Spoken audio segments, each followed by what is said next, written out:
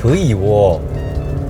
马来西亚版本的 Toyota Harrier 采用 2.0L Dynamic Force 引擎，没有错，这是一个 Naturally Aspirated 自然进气引擎。它有173个 PS 和204个 Nm。因为它不是 Turbo 的关系啊，所以你必须要在4400 RPM 到4900 RPM 它才能够达到203个 Nm。那上一代就是第3代的 Harrier 用的 2.0 Turbo 引擎，就有227 horsepower 和350 Nm。所以我相信大部分观众最关心的就是 Why no Turbo？ 为什么它没有 Turbo？ 那会不会有一点倒退的感觉？而且之前那个是2.0L Turbo with 6-speed 的 automatic gearbox， 那这个就是 CVT。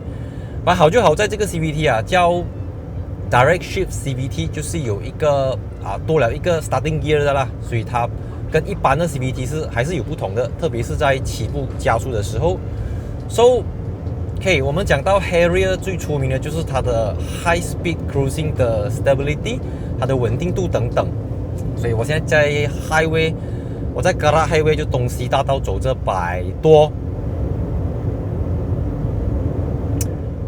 To be honest， 有一个东西是很明显的，就是它的 air pillar 这边它有一个非常明显的风切声 ，which is 我走着60、70的时候我就感受到了的。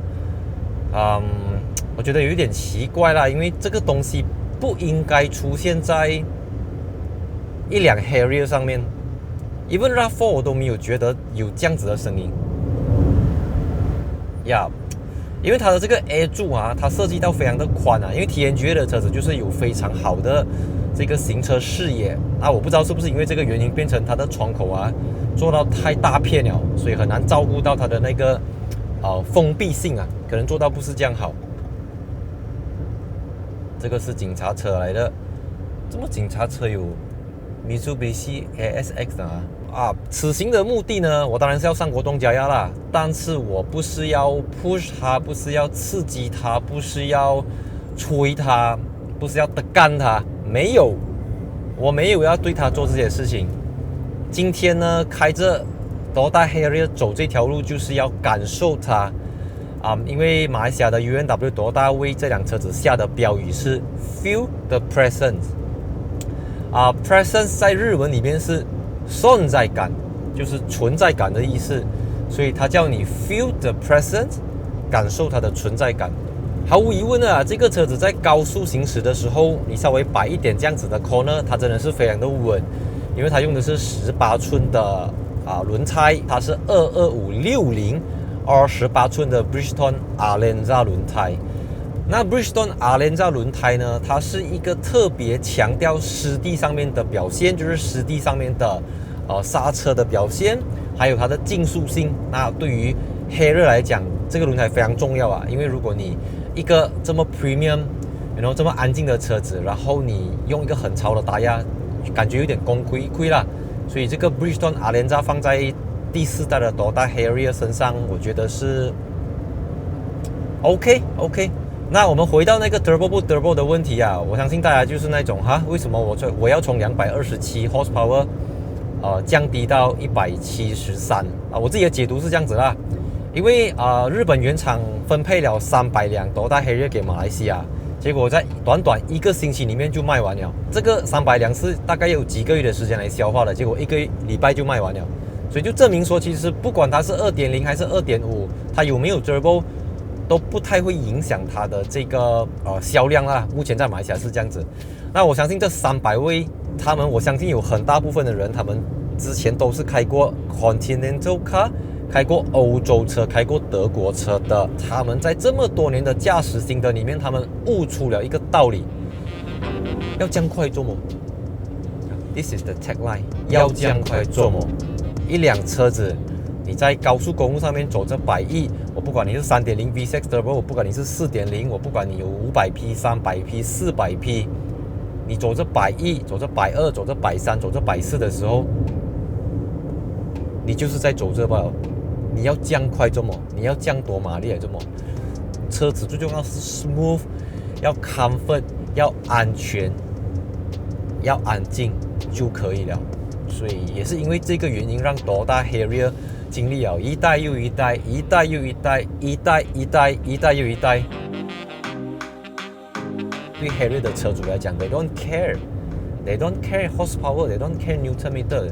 What they care, they just care about present 存在感。你开着 Harrier Toyota 里面算是最高档的车，可是又还没有到 Lexus 那一种很尖锐、很锋芒毕露的造型，但还是一个相对斯文、相对低调的车子。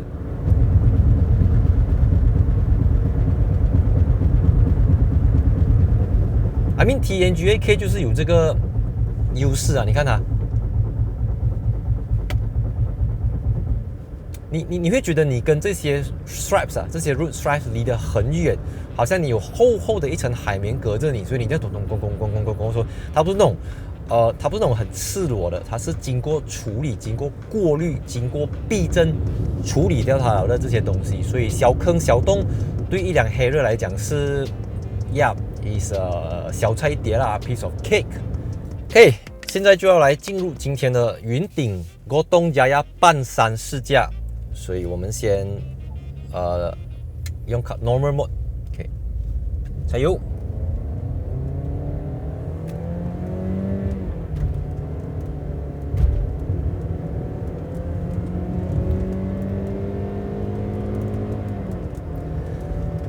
讲到上山啊，除了刚才讲的203个 Newton meter， 再来就是它的车重了，因为车重对于在山路上面是一个至关重要的因素。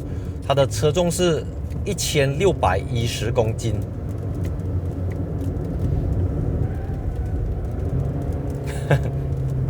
那1610公斤就跟 2.0L CVT 的 RAV4 是一模一样的车重，多1个 kilo 也没有，少1个 kilo 也没有。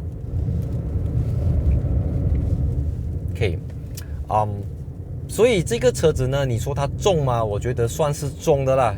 如果我现在开着 S15， 我会很干重啦，我会but it's OK， 反正一下这里我也不是要来开快的，我只是要来感受它，感受这个 Toyota Harrier 在面对这么险峻、这么激烈的山路它到底是以一个什么样的姿态存在于山路上面。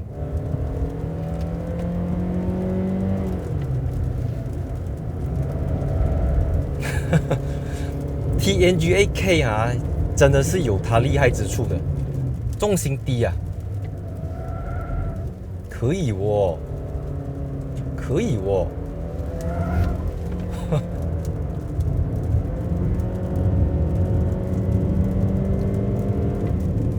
它的愉快感要在5000 RPM 过后才有。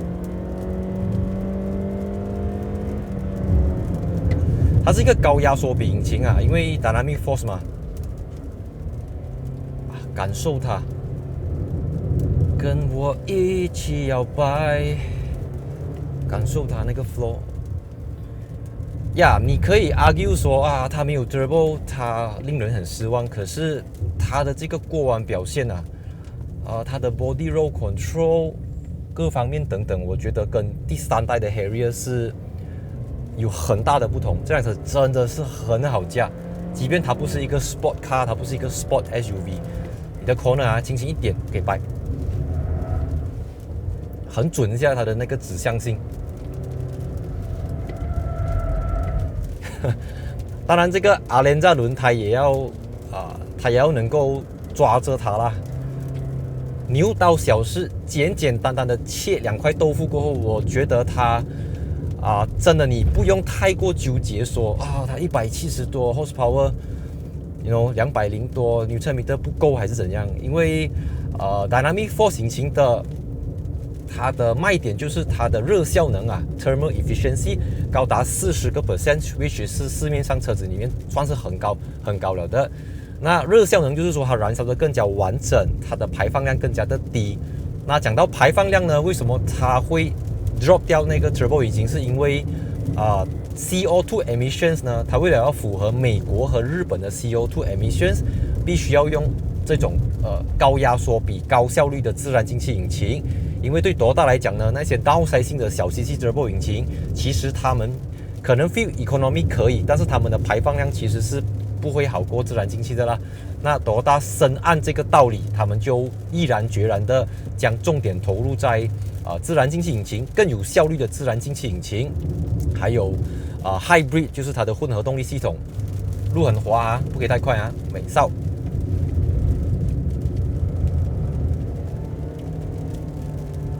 晒哦，它在舒适的同时给你很良好的这个过弯的性能，重心很低，可是它又不是德国车那一种路感很强很 raw。你感受不到什么路感呢？其实它蛮 soft， 但是不会 soft 到那种你会怕的，它是 soft 到很有 confidence 的 soft。虽然动力数据不够上一代的 Harrier， 不过车子是拿来驾的呀。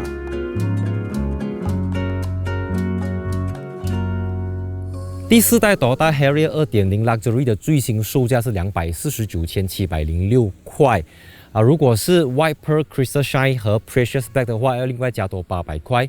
也就是大概25.250万，比我之前介绍的Toyota RAV4 贵了35000块左右。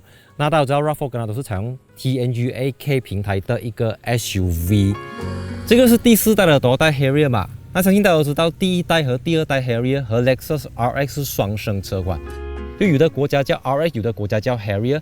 从第三代开始呢，为了区分开 NX、RX 还有 Harrier 呢，Toyota Harrier 就变成了一个独立的 model。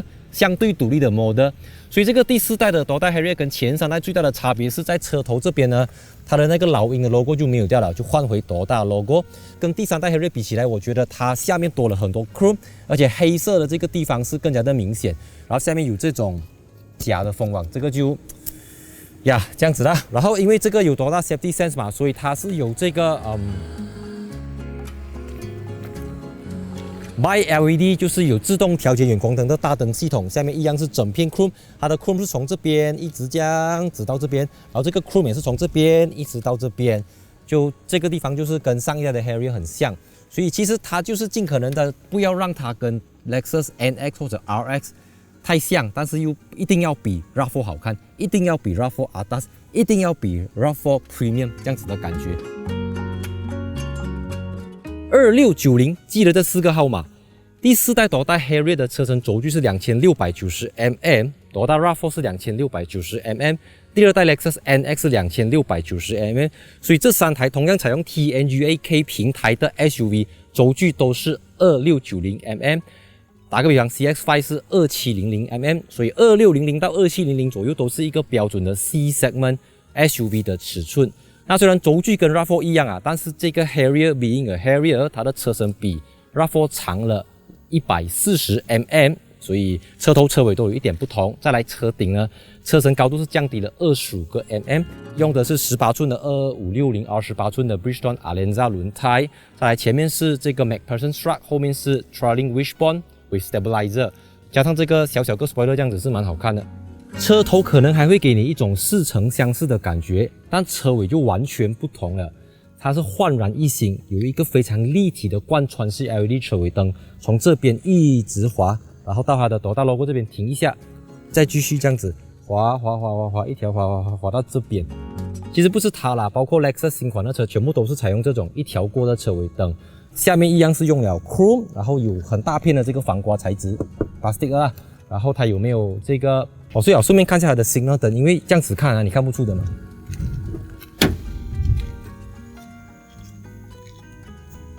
安装不会？咦 ，signal 在这边的不是在这边的这样我开 double signal 会怎样呢？我看不到有没有亮？应该是这样子咯。所以整体上我觉得Toyota Harrier 的车尾肯定是非常的 ADAS， 非常的 premium， 非常的 luxury， 这个是毋庸置疑的。那它这个地方等一下我拍一个 side angle 你就看到它是整个是凸出来尖这样子的，所以其实车子你看影片或者你看照片你 feel 不到的，你觉得就这样罢了。可是你真的到 showroom 去看了过后，你就会看到它这个然后好像一个艺术品这样子它的整个功夫它的整个造工工艺是很日式的一种韵味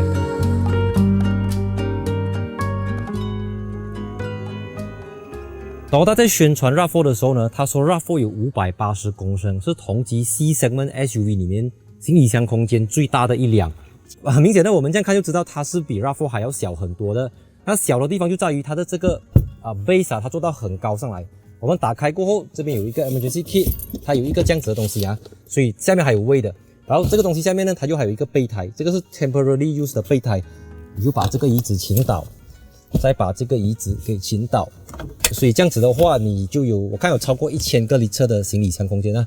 哦，这边也可以开了，所以你这边再打开呢，就可以把这个工具箱给拿出来，给你的 jack 啊，全部在这边。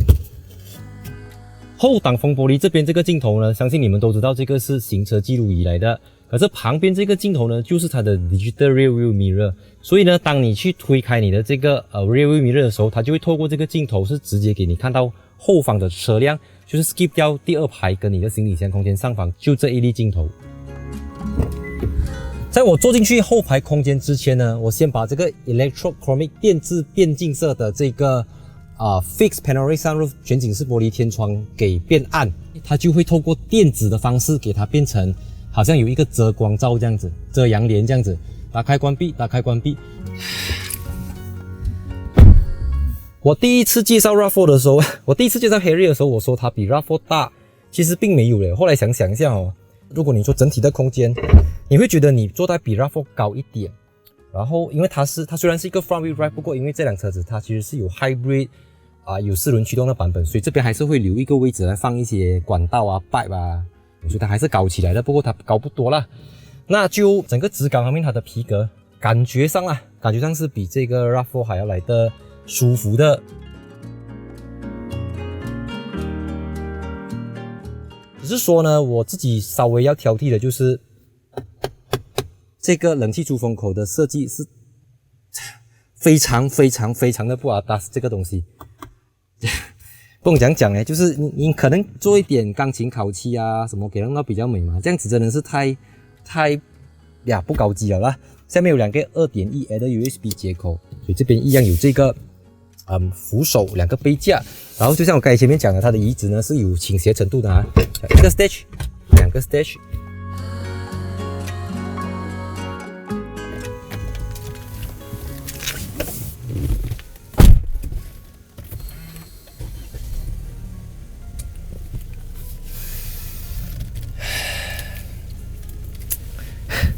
这个新的 Toyota Harrier 呢，它的里面有几个东西是蛮特别的。第一个就是我刚才讲的这个electrochromic 的天窗，所以你按下去它就变亮、变暗、变亮这样子。那除了这个之外，就是它的这个 digital rear mirror 了，你这样子推，它就变成整个是 digital 的，就是看到你后面的车。再来呢 ，steering 跟 RAV4 基本上没有差别，只是它比 RAV4 多了 heated steering 发热的方向盘，所以我这边就不打算用言语去形容它，你们听一听它的声音，听一听它发出来的声音，你们就大概能够略知一二了。首先，我们先从移中控台的上方开始，这边是软的，不要讲话，嘘。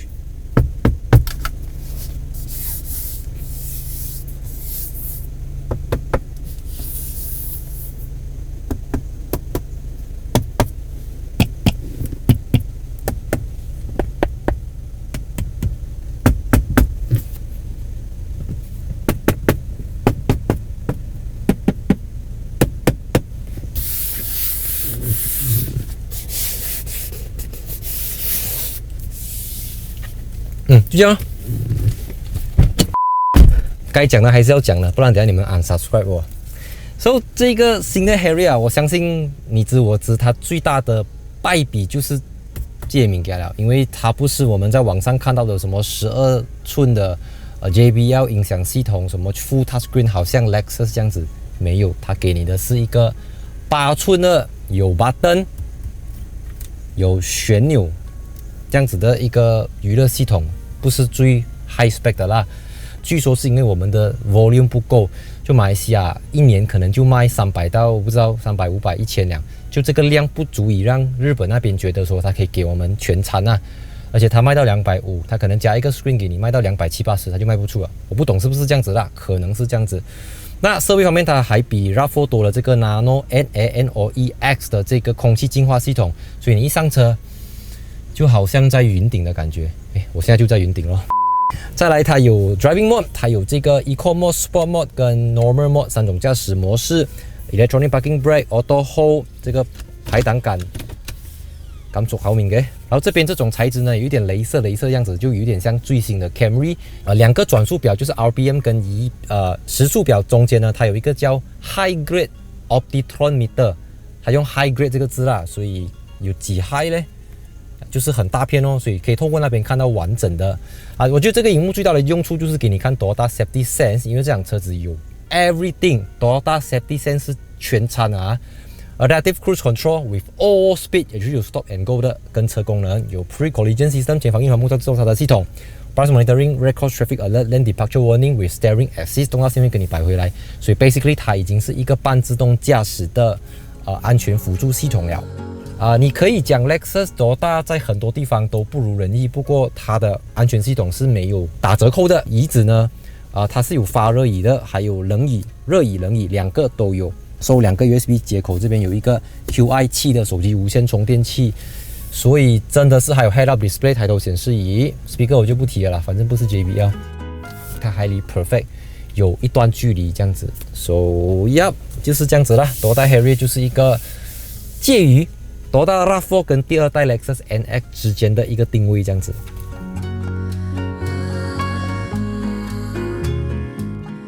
有一种 ADAS 叫 Harrier。这种 ADAS 呢，不追求动力，不追求扭力，也不追求内饰要有多大寸的荧幕，它追求的是一种比较低调的 premium 感，一种很优雅、很尊贵的感觉。撇开动力数据不谈，其实整个车子的操控表现、过弯行驶的舒适度，我觉得是跟上一代的 Harrier 有很大的不同了。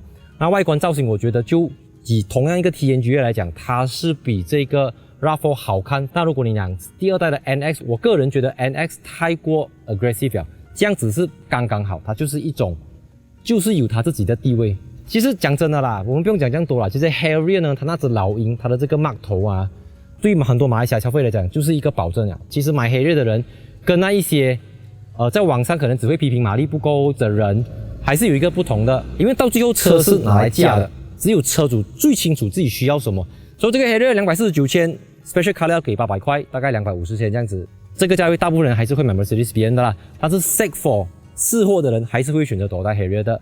所以今天的影片就到这边，希望大家喜欢影片呢，记得分享、按赞、订阅。我从下雨拍到没有下雨，这是我第一次拍车，2只脚是湿到完了的我的袜子。所以现在是20多度，在云顶半山，我就趁这个时候阳光没有这么强烈，给大家用另外一种不同的色调，用另外一种不同的风格。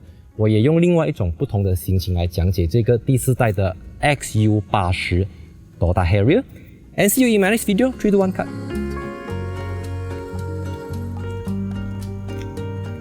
你看，你知道最近因为天气热所以说你到云顶上面其实也不像我小时候来云顶这么冷了啦。我就看现在下雨现在我这边写20度啦。海拔大概800-900，如果再上的话，温度有可能会降到16-17度，所以我现在决定要出国了，因为来到16-17度，它就不是马来西亚了 ，you know， 才有。Okay, break， okay， 好呢。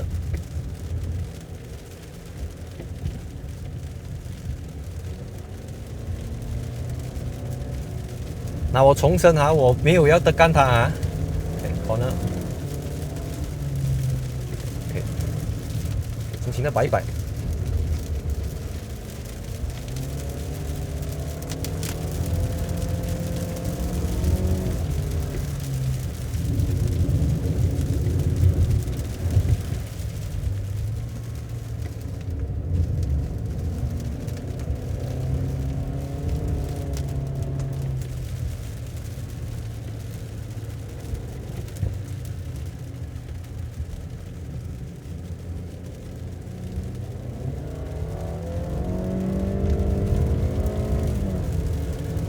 它的最高马力要在6600 RPM 才爆发出来，所以呢，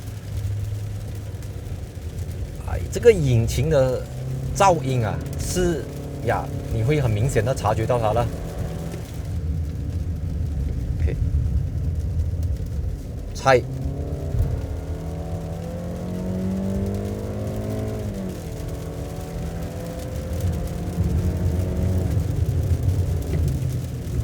没有车，corner。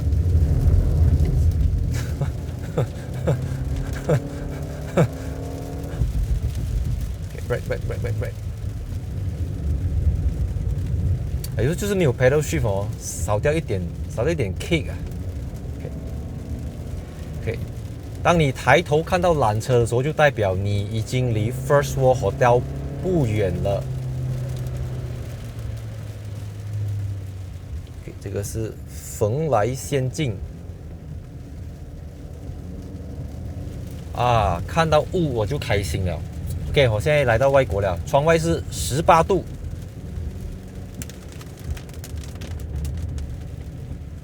有时候当然我们上云顶试车，当然是不希望下雨啦。不过有时候，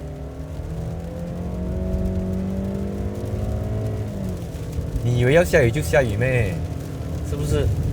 那下雨也是有下雨的，experience 的。OK， 小心啊！我隔壁有一辆车，慢慢踩，不要赶脚。OK， 再加速，没有车。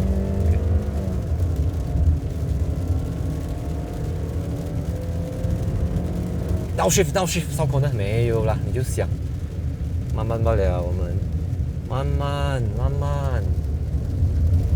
慢行，紧到。我阿妈跟我讲的。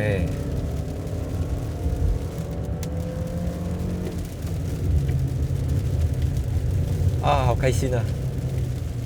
好开心啊！你看那个窗外，我带你们来旅行。有小狗的哦。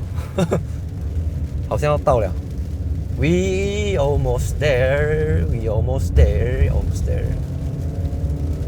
再踩，干完了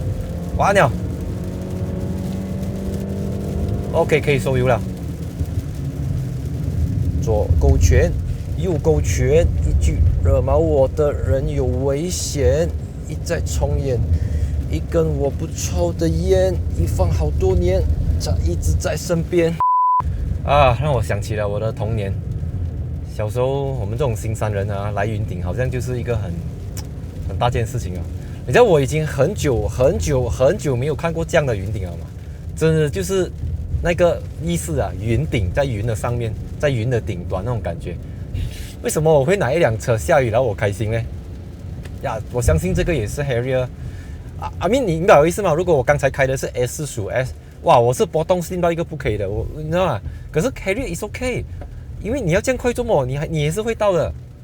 你400匹，你也是到云顶，你173 PS， 你也是会到的。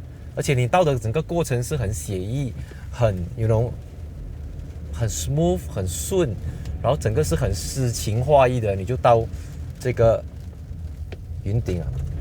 那既然都下山了，我就不要浪费这个机会，顺便测试下这个 Bridgestone Alenza 轮胎。OK， 我现在60 brake，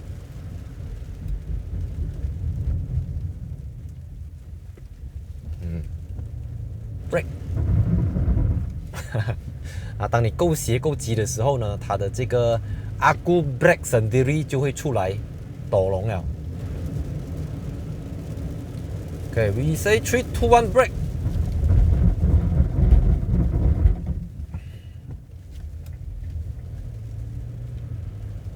车没有问题，我有问题，我的耳蒙啊，我那个气压这样够力，哇！你看我一直很想倒 shift 的嘛，我超想倒 shift 的，不懂怎么，因为下山了。OK， 我们就静静的聆听这个轮胎跟马路上面的水，它们互相的交织，互相的摩擦，互相的沟通。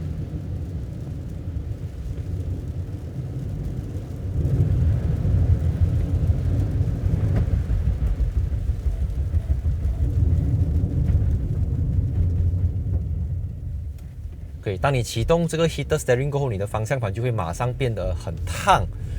Yeah, you may say it very lebay 啦 ，but 我人生中确实是有试过这个 heated steering， 确实是有试过我需要 heated steering。19年11月的时候，我一个人飞去伦敦出差的时候，那我一到了机场，我就租了一辆车子。然后那个时候是我忘记多少度，好像也是这样16、17度吧。我就加那辆车子，哇，我感受不到那个 steering， 你懂吗？我的手啊冷到好像2只手插进冰桶再拔出来那种感觉，你懂吗？所以当你2只手已经没有什么知觉的时候你握着 steering 其实是很麻烦的，懂吗？因为那个力度你很难阿嘎。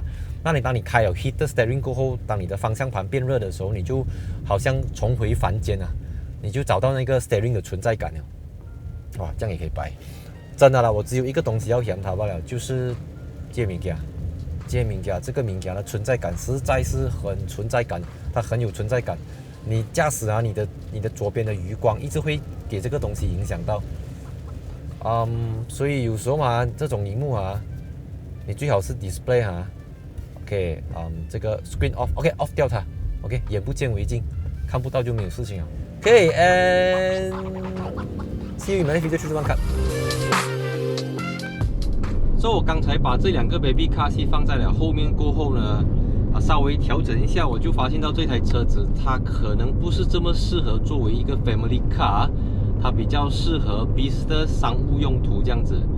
因为你看因为它的车包做到非常的厚所以变成你放了2个 baby car seat 过后，我整个人是这样子了。